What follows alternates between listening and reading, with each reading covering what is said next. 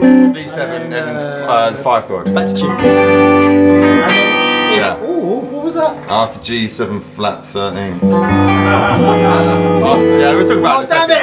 I'll talk about it in a minute, yeah. Let's do a jam and then, yeah. Okay. I want a 2, a 3.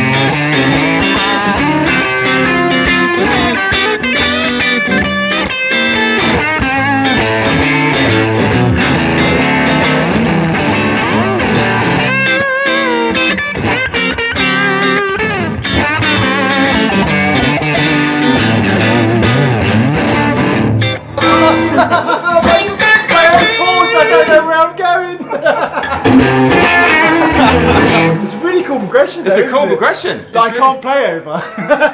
No. Hi, Mike Bradley here, and I'm in a different room. I'm at the what's this called? The British Boutique Guitar Festival. We got 2 retards in a room. Right, I should just say, I got here like 20 minutes ago, right? It's very hot and sweaty. In my last video I shot, I was complaining about the heat, but we had a BBG. China Mike's in the corner over there. I'm with my very good friend Karl Golden. I haven't seen both of you actually since NAMM 2019. So sad, is it? So much wasted time. 2020, sorry. God, I don't know what's going on. But how you doing? I'm good. I'm very good. You sweaty like me? You, mate. I know. I'm not as bad. For once. Yesterday was horrific. The heat yesterday was crazy. So hot, and you kind of missed the fun, mate. We were swimming in sweat. So I've kind of gone for a long sleeve shirt today. Yeah, I know. Yeah, I should just wear swimming shorts. Just take the top off, mate. I'm sure that all our 0.05%. Yeah. There's not many ladies here now. But now we're here. There's lots of nice gear. I've got a lovely TJS kind of S-type guitar. And you've got the LT custom guitars, yeah. This is like kind of a telly style thing. Plays lovely. Guitars, there's lots of guitars. But we thought, as we were jamming before we were setting up, we were doing some like bluesy chords. But when you think of bluesy chords, you think 1-4-5 all the time, don't you? This is really cool to sit and listen to you because I've been very useless in practicing my lead over blues. Over music. I just want to hear this. For your chaps, I'm sure the guys would appreciate this because I freaked out. I went for A minor.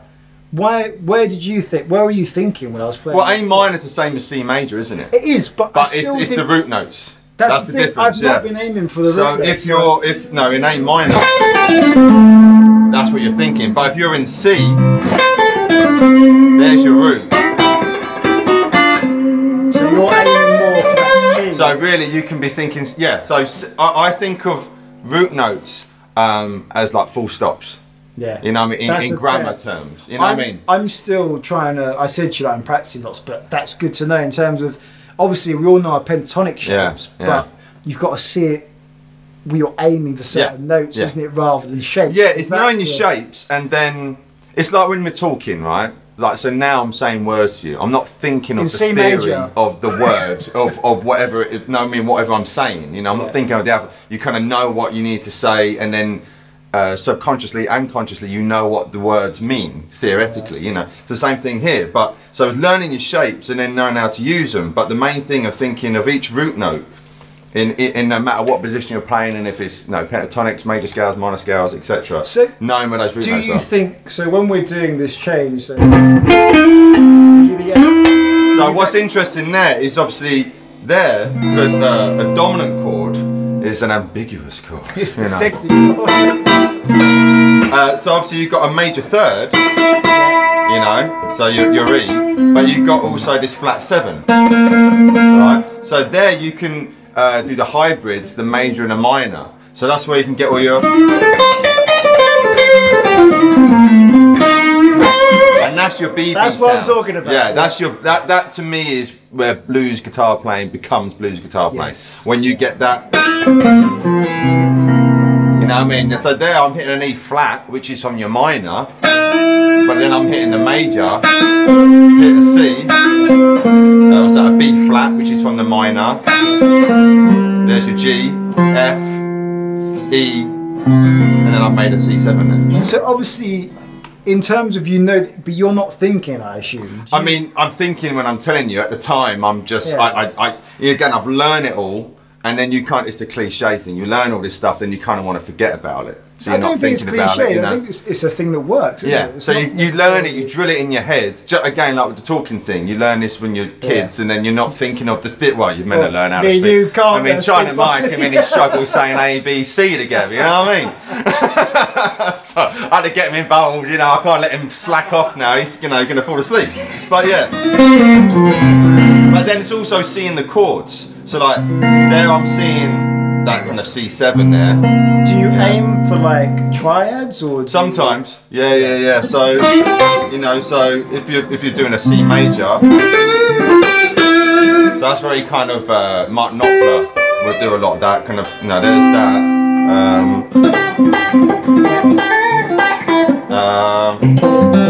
It's like,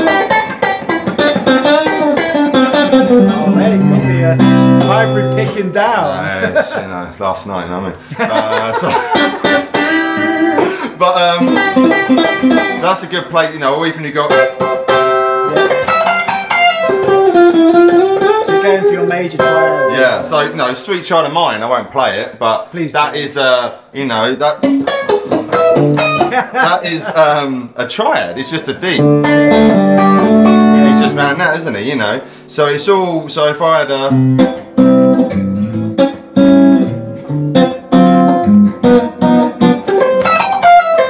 so there I just went, that's where I'm thinking of the chords there. That's I love that you're keeping it, you're kind of swinging, aren't you, as well? Yeah, so there's kind of a swing. But then I can also see my chord. So there's that, well, you've been in your arpeggios, haven't you? So you got that. But then also there's your pentatonic. Yeah, so you got your A shape, is it? Yeah, so I look at that as shape 4, but it's funny, so both went to ACM, didn't we? So yeah, I know, yeah. What did we refer to? You know what? We just blame good or bad Jamie Humphries. Yeah, Because he taught us both. But I love Jamie, he's like the most amazing guy, but I think even he would admit this, I didn't learn too much in a positive way. I had so much fun. He was what did he teach you? In terms of like stories of probably what you should never do in life. Yeah. The stories. Well, it's through Jamie, because he taught me, God, this is 21 years ago, sorry Jamie. Same with me. How do you know what? We're 36 for another week.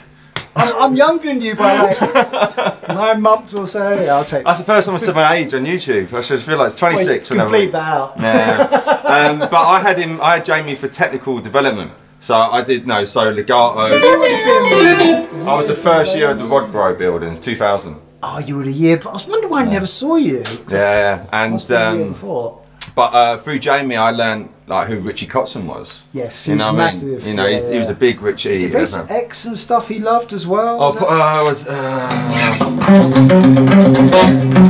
that kind of stuff. Yeah, Paul Gilbert, and you know, so yeah, it was great. I was lucky that so we're going off a tangent here, but I had Jamie, I had Dave Kilminster, I had Guthrie Govan. Dave, you had Guthrie. Yeah, I can kill this man. Yeah, that's Guthrie, like my. Guthrie for the first term, then he went on tour of Asia.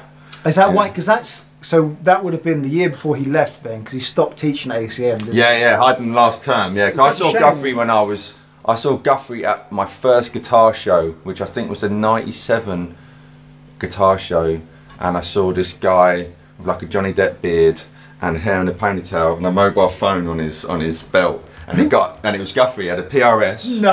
And he got up on the ACM stand. I was with Ian Edwards the other week, we did guitar breaks. Yeah. And we were talking about this, and that was why I went to ACM. I saw this, I was like, before that, I thought Noel Gallagher was the best guitar player in the world. And then I saw Guthrie, and then next year I went and saw Paul Gilbert. The thing is, like, we've now become guitarists. Yeah. You look at music rather than, I suppose, this. Well, no, that's a lie, because we both enjoy songwriting. And, yeah. But I think you appreciate Guthrie. It's just another level, isn't it? It's like looks at the guitar. Yeah. I find it fascinating. I think you said, like, this sound stuck with me. It's like, whatever you play isn't wrong. It's just the fact that that note relates differently to that chord. I tell you what, do the jam again, right? And I want to technically play a load of wrong notes and just jazz it out. And I'll make it work. Yeah.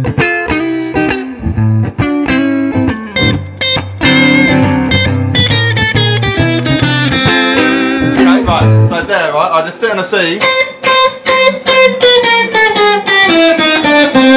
But there's my root note. I hate this, mate. It makes everything sound good. There's my root note, you know. So one thing I would say to anybody watching, two big important things is knowing your root note and playing in time, and included in the playing in time is the rhythm. No, if you're making it swing, making it pull back. Is important, because I've noticed that a lot of people don't try. I've only recently started to incorporate in my practice. I find it very difficult. I'm a very straight player. I need to change it, because that is a lot what can keep going back to Guthrie. Is he'll swing and do the chromatic thing. Yeah. Well, obviously you got the Stevie thing.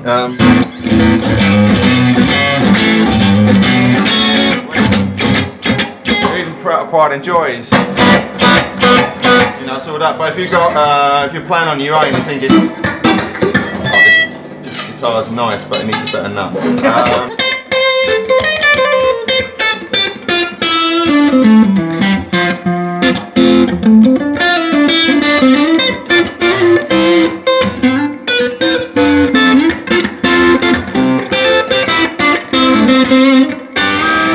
I'm thinking of the chords, and then sort of wrong type of tone there, but never mind. I was thinking of the chords and the tone, and then not the tone, sorry, the timing. I'm just thinking C. Now I'm on the F. Now I'm on the C.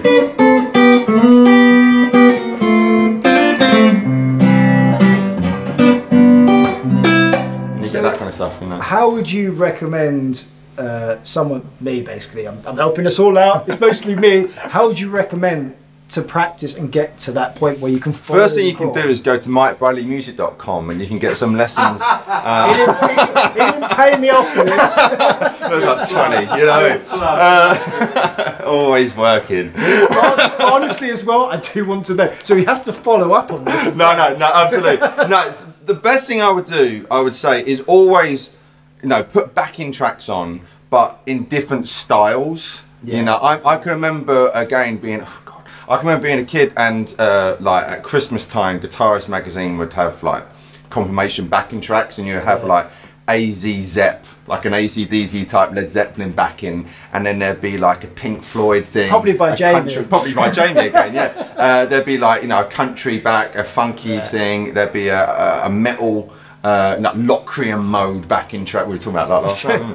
But it'd be always, and I would We should make a Locrian. Yeah, but I would just play, even though I'm not a metaler, I would play along to metal stuff. Yeah. Just in, because I just like, it is 12 notes. That's all it is. So it's just how, just like again with the language, is how you take someone like Stephen Fry, right? He's saying the same words of us, but the way he articulates his words, and you want to listen to what he says. And then so you could take any guitar player, take someone like Eric Gales or Eric Johnson or Guthrie and Jamie, because they know how to talk on the guitar. Yeah. You want to listen, and then you take someone.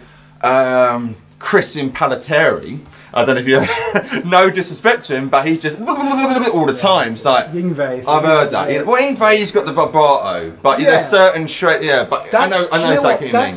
we always have, I think we had this conversation at 42 Gear Street and last night, but the vibrato.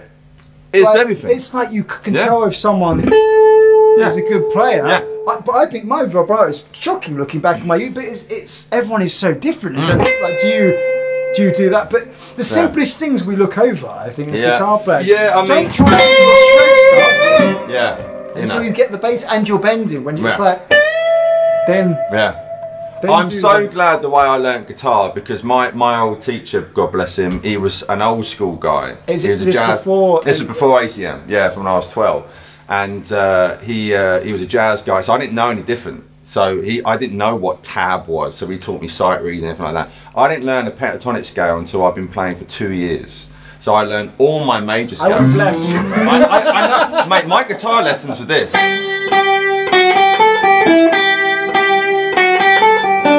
Remember, and I was reading the notes, you know, then it'd be like, okay, let's do this, and it'd do the Hovis advert. Those are my guitar. But looking back, I'm so glad I did that, because I know a B is here, I know a B is here, I know a B is there, a B there, you know, I know my notes. So it's getting those foundations. And now, fortunately and unfortunately with the internet, you know, you can pick up a guitar and type in Phrygian dominant scale, and you're learning that, but you don't know what that is, you know. I think you've nailed it there. I think I was watching a video of someone saying the simplest method is learn your nursery rhymes, because you learn the intervals. Like you were saying, you knew that was a B there. Yeah. I think I need to do it. It's just getting used to, so you know, like we go da da. Where is that? You kind of like you're guessing wrong. Well, even what you just did there as well, humming a note. You should be guessing. Yeah. You should if you can.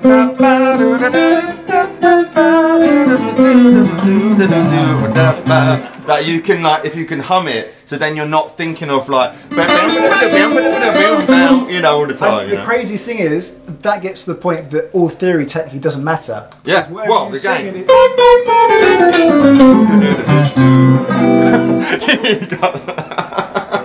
Well, if you don't want to sign up for Mike's lessons now, I don't know what you want to do. Oh God! But no, it's like I say, it's just that's my way of thinking of it. Is rhythm, knowing your root notes, knowing your shape so well that you're not thinking 1 or 4, you know, or anything like that. It's just that's your shape. You know, if you're in the key of A, okay, I've got all my A's there. I think it's learning, getting all the triads, knowing where they all are, and connecting everything. So you know everything kind of inside out, isn't it? Yeah. I'm saying this like I do it. I'm trying to work out myself how to get a good. Well, as the day goes on, there'll be more little things I'll throw your way. I'll basically be getting free guitar lessons today from my That's it, man. That's it. I'll tell you what, I've got to give a shout out for this amp. Actually, a few shout outs actually. David Dyke Luthier Suppliers is sponsoring today's this weekend's event. So do check out that, God bless him. And this amp, I like this. It's the dualist. He might have problems with another. Yeah, nice. What's the name of the company? RD, yeah? RD amp. Nice. And this is a nice guitar. The nut needs something now. It keeps popping out the high E string, but it's very nice. Very nice. Stunning looking guitar, isn't it? They play it sound great for that. Yeah. 5,000-year-old wood. 5,000-year-old wood. End of the Iron Age. It's like Jon Snow would have played this.